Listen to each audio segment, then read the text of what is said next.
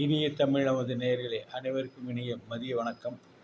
இன்று ஸ்ரீ நாராயணியத்திலே நாம் பார்க்கும்போது தசகம் 97 சிறந்த பக்தியை வேண்டுதலும் மார்க்கண்டேயனுடைய கதையும் பார்ப்போமா?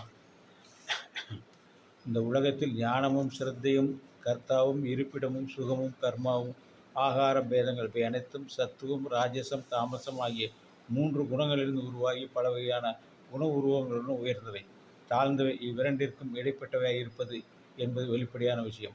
ஆனால் இங்கு உனது சேத்திரத்தையும் உன்னையும் நேசிப்பது உன்னையும் சேவிப்பது என்ற சொல் உன்னிடமே அர்ப்பணம் செய்யப்பட்ட மனதுடன் செய்யப்படுமாயே, ஆனால் அதுவே நிர்குண விஷயம் என்று கூறுகின்றார். அத்தகைய நிஷ்டையை கண்டுபிடித்து விரைவில் நான் முக்தி அடைய வேண்டும். உன்னிடத்திலே மனதை செலுத்தி இனிது வாழ வேண்டும். எல்லா செயல்களையும் உனக்கே அர்ப்பணமாக செய்ய வேண்டும். உனது பக்தர்களால் சேவிக்கப்பட்ட புண்ணிய சேத்திரங்களையும் அனுஷ்டிக்கப்பட்ட சத் கர்மங்களையும் கடைப்பிடித்தவனாகி தாழ்ந்த மனிதர்களிடம் பிராமணரிடம் மிருகங்களுடைய பிராணிகளிடம் சம புத்தியின் உடையவனாகி மானம் அவமானம் பொறாமை அசூயை முதலிய தோஷங்கள் நீங்கியவனாகி எல்லா உயிர்களிடத்தும் எப்பொழுதும் உன்னையே கண்டு பூஜிப்பனாக வேண்டும்.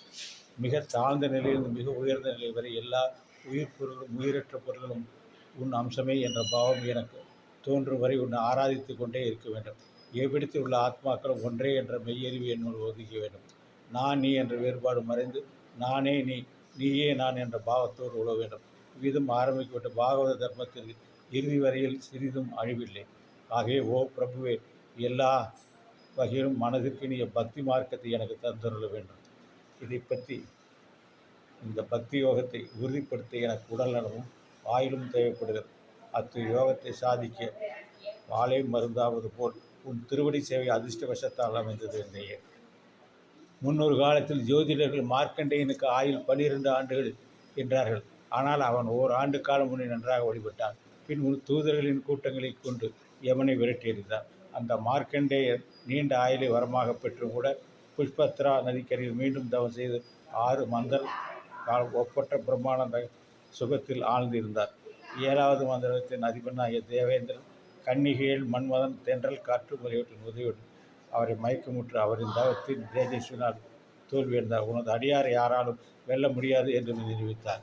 பிறகு உன் நாராயண அவதாரத்தை மார்க்கண்டேயிடம் கொண்டுள்ள பிரீதியால் நரரோடு அவர் எதிரில் தோன்றிய பொழுது மகிழ்ச்சி பெருகில் அவர் உன்னை துதித்தார். அவரின் பக்தியைக் கண்டு அவருக்கு பற்பல வரங்களை அளித்தாய். ஆனால் அவரோ அந்த வரங்களை ஏற்கவில்லை. பக்தியினால் மனம் பூர்ண திருப்தியுடன் இருந்தாலும் உன் மாயா விலாசத்தை காண வரம் வேண்டினான். உன் மாயால் உண்டாகும் துக்கத்தின் தன்மை உணர்ந்திராத அவன் அதை உணர வேண்டிய அந்த வரத்தை வேண்டினான்.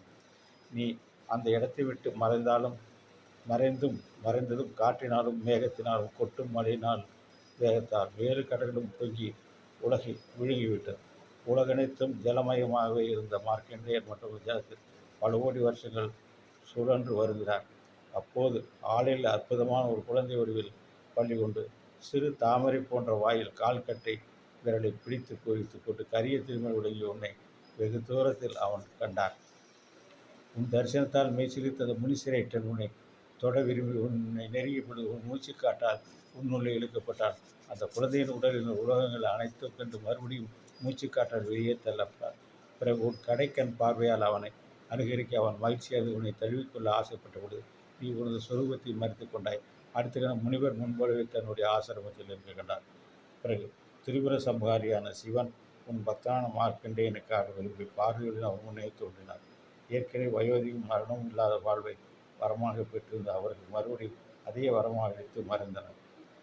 எக்காரணத்தை கொண்டும் மன்மதை வென்ற சிவன் உன் சேவையால் பிரீதி அடைகிறானோ அந்த காரணத்தால் மும்மூர்த்தி சுரூபி என்னும் நீயே எப்பொருளும் உள்ளுரை பொருளாக இருந்து எல்லோரையும் மாட்டி வைப்பவர் என்று நன்றாக விளங்குகிறது.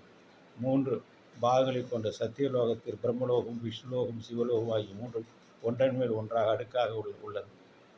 அதற்கும் மேலாக மாயன் விகாரமற்ற வைகுண்ட லோகம் பிரகாசிக்கிறது. அதில் பிரளயத்தில் உண்டான காரண ஜலத்திலும் கிருஷ்ணாவதாரத்தில் கோகுலத்திலும் அனைத்து இடங்களிலும் ஒருவராக சச்சிதானந்த பிரம்மஸ்வரூபியாக விளங்குகிறாய்.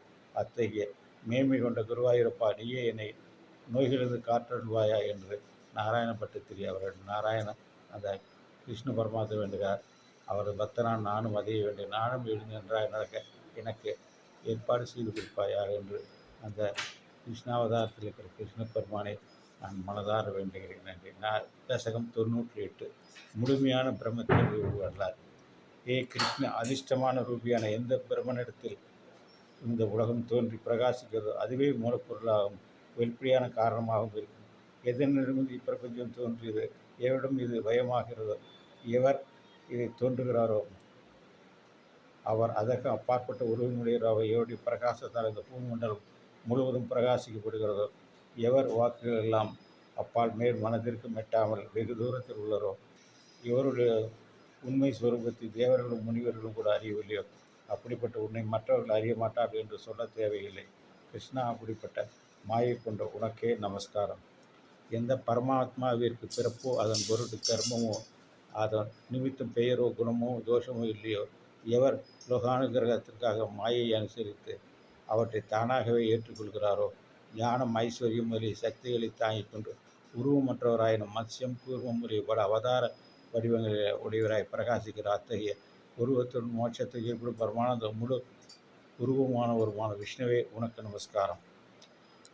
உன் சொரூபம் திரியக், அதாவது பசு பட்சி அல்ல, மானிடம் அல்ல, நீ தேவரோ அசுரோ அல்ல, ஆணும் அல்ல பெண்ணும் அல்ல, பொருள் செயல் ஜாதி குணம் அசையும் அசையாத பொருளாகவும் இல்லை என்று ஞானிகள் உன்னை பற்றி கூறுகிறார்கள். ஆனால் அதுவும் அப்படிப்பட்ட காணும் பொருள் அனைத்தும் விளக்கப்பட்ட பின் எஞ்சியது எதுவோ அதுதான் பிரம்மானந்தமயமாக பிரகாசிக்கிறது என்ற உண்மை என்று பல உதாரணங்களை கொண்டு மிகுந்த சிரமத்தில் நூற்றுக்கணக்கான வேத வாக்கியங்கள் அறியக்கூடியதாக இருக்கிறது. அப்படிப்பட்ட உருவத்தை கொண்ட உனக்கு நமஸ்காரம். மாயையில் பிரதிபலித்த நீ மகத்துவம் அகங்காரம் ஜந்து தன் மாத்திரைகள் பஞ்சபூதங்கள் பஞ்சேந்திரிகளாக கொண்டு கனவுக்கும் கற்பனைக்கும் ஒப்பான பிரபஞ்சம் அனைத்தையும் படைத்தாய்.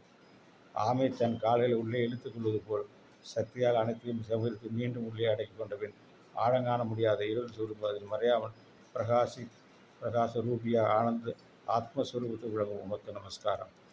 பகவானே, நீ அனைத்துமாய் இருப்பதால் உலகிற்கு காரணமான சொத்த பிரம்மம் என்ற சிலரும், கர்மா என்று அணு என்று சிலரும், மற்றும் சிலர் காலம் என்று வாதம் செய்கின்றனர். மேலும் வேதாந்தங்கள் எந்த தத்துவஸ்வரூபத்தை புருஷன் என்றும் பரம்பொருள் என்றும் சித் என்றும் ஆன்மா என்றும் பல பெயர்கள் கூறப்படுகிறதோ அந்த தத்துவமாகிய நீ உன் கடைக்கன் பார்வையால் மூலப்பிரகதியும் அதில் விக்கிருதிகளையும் சிருஷ்டித்தாய். கிருஷ்ணா, அப்படிப்பட்ட உனக்கு நமஸ்காரம். அவித்தியை என்பது கண்ணெதிரில் தோன்றாதது அன்றோ, எதிரே தோன்றுவது என்றோ, எப்பொழுதும் இருப்பது என்றோ உறுதியாக கூற முடியாது. ஆனால் உலகில் காணும் அனைத்து பொருள்களிலும் கயிற்றில் போல் உலகில் தோன்றச் செய்கின்றது. அத்தகைய அவித்தியை உன்னுடைய கருணை பிரவாகம் கிடைக்கும் பொழுது வேதாந்த வாக்கியங்கள் சிலவற்றை கொண்டே வித்தியாகி மாயை என்னும் தோற்றம் அகன்று சம்சாரம் எனும் வனத்தை வெட்டி அழிக்கும் கோடாரியாகிவிடும். அப்படிப்பட்ட மாயா சொருவியான உனக்கு நமஸ்காரம். உன்னுடைய உண்மையான தோற்றத்தை ஆலோசிக்கும் போது ஆபரணங்களில் தங்கம் இருப்பது போலும் பானை மடக்கும் முதலியவற்றில் மண் இருப்பது போலவும் இவ்வுலகில் ஜீவனும் பிரம்மம் ஒன்றே என்ற அத்வைத சொரூபம் காணப்படுகிறது. எவ்விதம் கனவில் காணப்படும் பொருட்கள் விழித்ததும் காணப்படாதோ, இருளில் பாம்பாக தோன்றிய வெளிச்சம் வந்ததும் நைந்த கயிறாய் தோன்றுகிறதோ, அவ்விதம் பிரம்ம ஞானம் ஏற்பட்டதும் உன்னுடைய ஸ்வரூபம் விளங்குகிறது. கிருஷ்ணா, அத்தகைய பிரம்மஸ்வரூபியாக உனக்கு நமஸ்காரம்.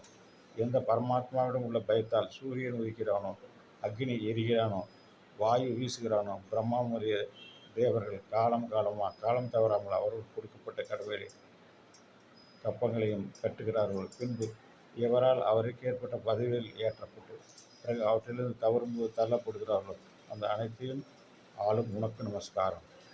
சத்துவம் ரஜஸ் தாமசம் ஆகிய முக்கோண வடிவமான உலகங்களில் தோற்றுவிப்பவரும் அகரம் உகரம் மகரம் என்ற மூன்றெழுத்துக்கள் கூடிய பிரவணமான ஓங்கார பூர்வம் பிரம்மா விஷ்ணு சிவன் ஆகிய மும்மூர்த்திகளில் ஐக்கிய ரூபியும் கேஜு சாமம் அதர்வனம் ஆகிய மூன்று வேதங்களும் போற்றப்படும் வடிவுடையவரும் ஜாக்கிரத் ஸ்வப்னா சுக்தி அதாவது விழிப்பு கனவு ஆழ்நிலை ஆகிய மூன்று அவஸ்தைகளையும் அறிவரும் மூன்று யுகங்களிலும் அவதரிப்பவரும் மூன்று அடிகளால் உலகை அளந்தவரும் இறந்த காலம் நிகழ்காலம் எதிர்காலம் ஆகிய மூன்று காலங்களில் மாற்றம் இல்லாமல் இருப்பவரும் நீயே ஆவாய்.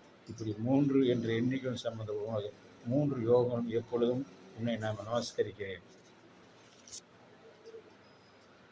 பரமார்த்த சத்தியம் சுத்தமான உன் சுரூபம் விழிப்புடன் வெற்றியுடன் விளங்குகின்றது. அது என்றும் பந்தம் வேட்கையற்றது, இணையற்றது, மாறுபாடற்றது, குணகணங்களின் அடையாளங்களுக்கு ஆதாரமாக விளங்கி காரணம் மற்றும் மாசற்று அளவில்லா மகிமையுடன் பிரகாசம் வட்டற்ற முடிவுகளில் மனதில் சலனமில்லாமல் ஸ்திரமாக இருந்து பரமானந்த பிரகாசிக்கிறதுமான உன்னுடைய சுரூபத்துக்கு சிறந்து அதற்கு நான் நமஸ்காரம். விஷ்ணுவே, உன் காலச்சக்கரம் 12 ஆரங்களுடன் சுற்றிலும் 360 கூர்முனைகளை கொண்டு கடும் வேகத்துடன் யாரால் நிறுத்த முடியாமல் சொல்லுகிறது. ஒவ்வொரு கணத்திலும் உலகை வரியை பிடித்து இழுத்துக்கொண்டு வேகமாக ஓடிக்கொண்டு போனது. சக்கரமான உன் திருவடியை பிடித்து கொண்டிருக்கும் என்னை துன்புறுத்தாமல் இருக்கட்டும். கருணை கடலா குருவாயிரப்பா, உன்னை அனைத்து நோய்களிலும் என்னை காத்தரட்டும். உன்னை நான் நமஸ்காரம் செய்கிறேன். நாராயண பட்டத்திரி இந்த கிருஷ்ண பரமாத்மாவின் காலில் விழுந்து அவரை கேட்டுக்கொள்கிறார். அதே பிரார்த்தனை அடியேனாகிய நானும் உன்னுடைய பக்தனான நானும் இன்றைக்கு நான் பிரார்த்திக்கிறேன். நானும் எழுந்து நடக்க சக்தியை கொடு கிருஷ்ண பரமாத்மா என்று வேண்டுகிறேன். நன்றி, வணக்கம். நாளை தசகம் 99 வேதஸ்துதி நாளை பார்ப்போமா? நன்றி, வணக்கம். 99